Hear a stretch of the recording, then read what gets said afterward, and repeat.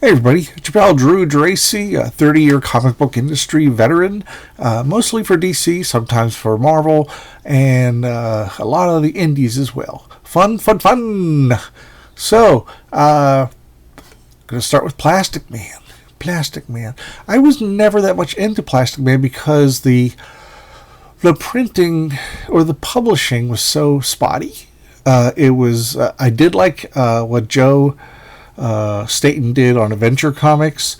I read my cousin's comics because I wasn't a DC guy. Shame on me. And also, but Ramona Fradon did a great job. But it was after her era that I got into Plastic Man, and back issues in the '70s were tricky. And I looked online. I looked on eBay to find the Gil Kane issue.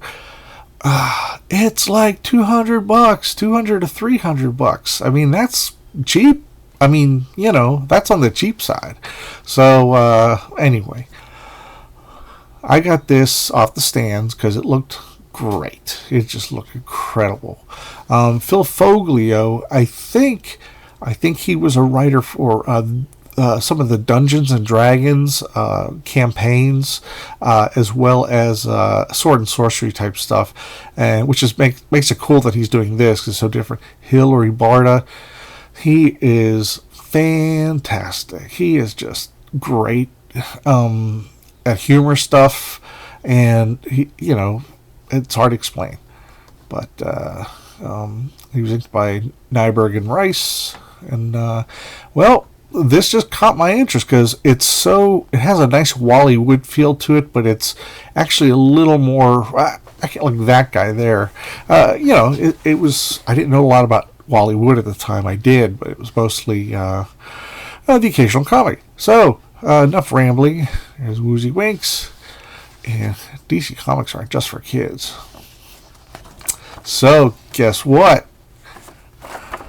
We start off with Kevin freaking Nolan. He gets shot.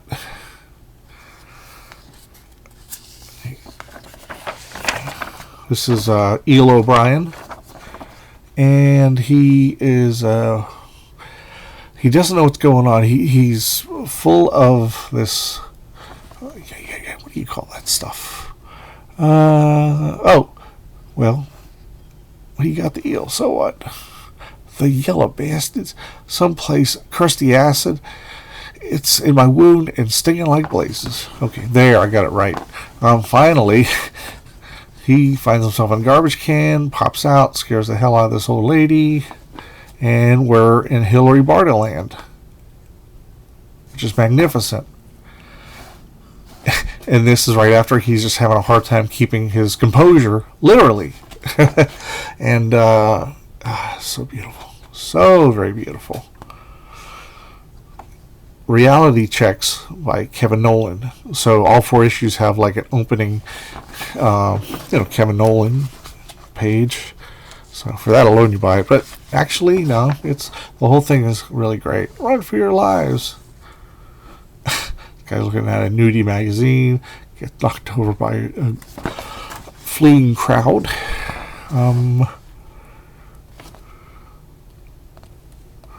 He's like, freeze! Hey, I froze already. Good, I'm terrible at moving targets. And he's on the run. Accidentally causes a ramp. Gets clobbered. I just love this because I don't think his origin was really explored that much. I think Jack Cole, the creator, may have just gotten to the action. So, here's the other thing. It's like I liked Wally Wood. I liked his super serious stuff and not his humor stuff. I didn't appreciate it, and I didn't even notice that Not Brandek and a ton of humor comics basically stole from him. I just love this so much. This is like a book that you read, and then you close the last page, then you open it again and start over.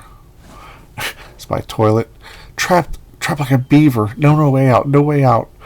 I'd rather die. No. I made it. So much good stuff going on. And you know what? I will go out on a limb and say that this is the best Plastic Man since Jack Cole, the creator, did it in the 50s, the 40s and 50s. Just amazing stuff.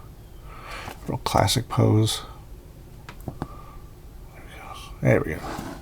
Black Orchid. I bought that, and boy, it was great.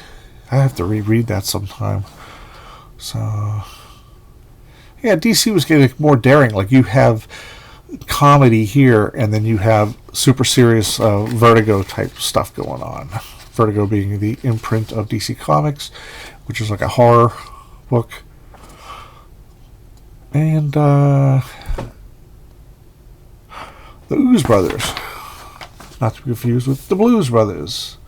Now we go on to Machine Man. I ignored this like I ignored most Kirby stuff in the 70s. It just wasn't my thing. It seemed very backward. Mostly, and the other thing, the Living Robot, my whole bugaboo about Machine Man is that he seemed like a step back, as we had the Vision, who is not a robot, but he was an android who was very advanced. And so that sort of thing has been done before, but this goes back to just robots. So I was anti-robot at the time. But I love those Kirby guys. And then later on, I got it. You know, and Machine Man turned out to be my favorite character from the 70s Marvel Kirby era. Battle on a Busy Street. I love that.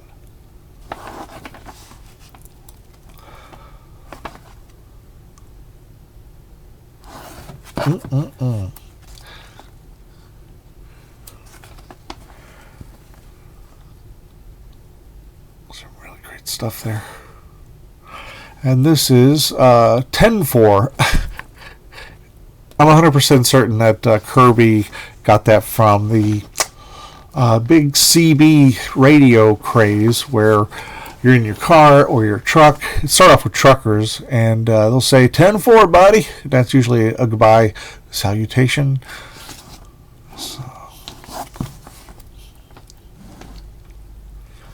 I love that design without the mask. And what I like too is he was pretty anguished about being an outsider, and he also had a great sense of humor.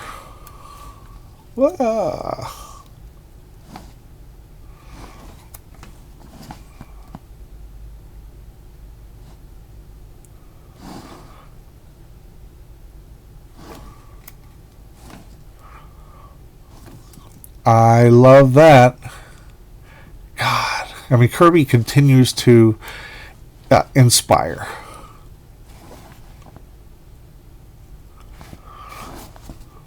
So he's going to blow up the planet, or take over the planet. How about that next to last panel, where with the gizmo on the hand? Boy, that's great. And then the non-hero. That's it for that. I actually was going to add something to the Plastic Man comments, but we're going to move on. Okay, I got this out of like a quarter box. Teenage Mutant Ninja Turtles was huge, of course, and then somebody created the radioactive black belt hamsters, which was pretty successful. And Blackthorn Publishing and a lot of smaller publishers, they got in on the bandwagon. So this is Preteen Dirty Jean Kung Fu Commandos versus the Cabbage Patch Commandos. Yeah, and I was expecting a turd, but it's actually really, really well done. If I could focus. There we go. I love that. That's like with a sponge. Sponging is cool. And you know what? There's a lot of work in this. I remember with Black and White Boom, 90% of the knockoff books or other books were dreadful. Just like banging out because people were buying everything in the black and white craze. I wish we had a black and white craze again, because, you know, then you could see all the line work, you know. And because I mean, most colors these days are really cool, but some of them, like Carpet Bomb, the line work. This I got for the Jim Steranko cover. I didn't know anything about Gulliver Jones, so I had to look it up on Wikipedia. It was created by Edwin Lester Lyndon Arnold, and the first book was called Lieutenant Gulliver Jones, His Vacation, and it's turns out it's kind of associated with Edgar Rice Burroughs' stories with Barsoom, because this guy ends up on Barsoom as well, and he ends up falling in love with Deja Thoris's mom. So he's like, "Hey, you got a hot mom," and but I mean, it starts off really awkward. It's like some goofy carpet, along with a man, fell to his death with the carpet, and I didn't say that right, but you know what I'm saying. And he finds a way to get to Mars. I don't know. And here's the weird thing about it. I looked up the publication dates, and they say Warrior of Mars came out before Edgar Rice Burroughs, but that doesn't seem right. It's just weird, because this was published in 1905, and John Carter was like 1911 or something like that. So I don't know, but I love the cover. I bought this. We were at somewhere in the Midwest, and it was en route to Waco, Texas, and I bought this. I spent like $7 for it, but it's barely together. Look at that cover about to fall off. So I'm a little pissed about that. I was so excited to find it, and I didn't know if it was one of those stores that allowed you to open a book from the bag and board. So George Alec Effinger, I love that. It's like F-U. He's the writer, and Gray Morrow, a fantastic artist who I think was rushed on this, because his stuff on I don't know if it was Red Circle Comics or something, he did amazing stuff, and he did a lot of halftones. I think he did it with like a dry brush, and so I mean, this was what, 1972 or so, but at this time he was doing some great stuff. But you know what? I haven't even bothered to read it, because it just seemed very pedestrian to me. I'm sure the novels are a lot better.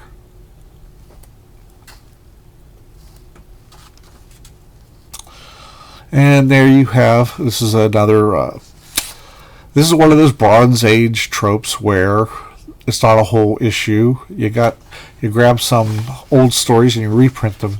Hey, my cover just fell off. Ah, crap. Anyway. So, there's that. And then, finally,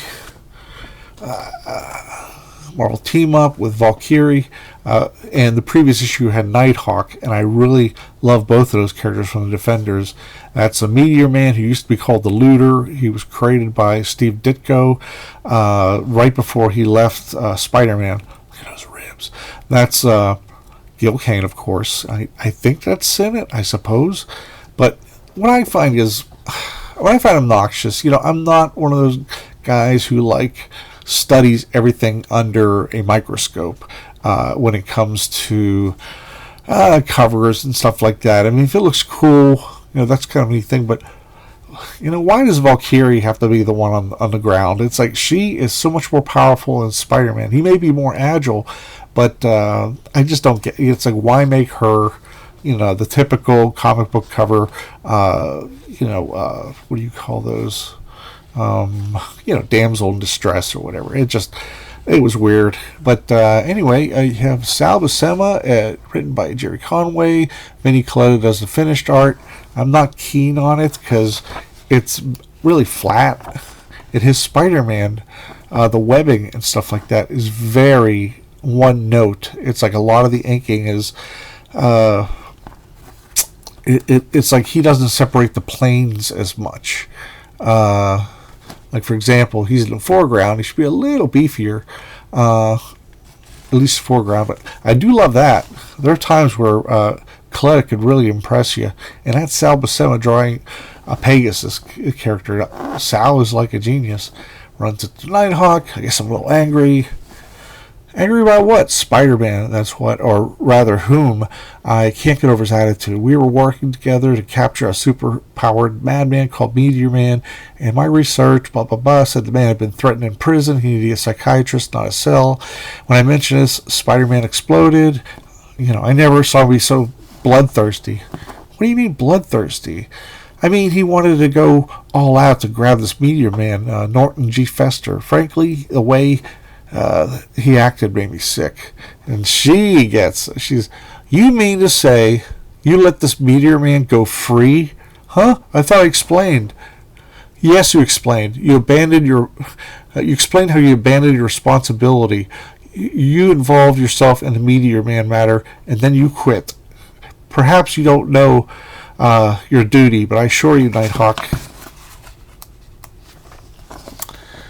I do. And of course, never learning anything. He says, "I'll never understand that woman in a million years." But she's 100% right. It's just I don't know. He was just being a goof. This is a preview scene for the next issue, which has the Human Torch and Doctor Strange teaming up. For a while, Human Torch was the guy with the first name. What do you call that? Top billing, and. So this actually continued into a Human Torch, Doctor Strange crossover, which I loved. See, it's just, he made like Spider-Man's images like so boring. Anyway, she says, my name is Valkyrie and I am a defender. A friend of mine, Nighthawk, told me of your struggle, Spider-Man. I'm here to help. Thanks, but no thanks. Blah, blah, blah, blah. And he goes, if that cost you not once to kill himself, that's his business, lady. But you're a lady, and I can't. She tosses him. Unhand me, man. I told you I'm Valkyrie, and I do what I want. She's a lady. Whoa, whoa, whoa. She's a lady. Man, I sing great, don't I? So, Meteor Man, Meteor Man. And she faces off with him. I love that. You know what bugs me, though? Up until maybe the 90s, characters with swords, like the Valkyrie, like Swordsman, that was a hard name to remember, like Black Knight, they always fought smacking people with the flat of their sword. That just drove me nuts. It's like, I'm not saying you have to kill somebody, but, just give them a wound to the arm or something like that. And they're always like, you only deserve the flat of my blade. And bad guys were doing that too. I love it. She just socks him. And he takes off.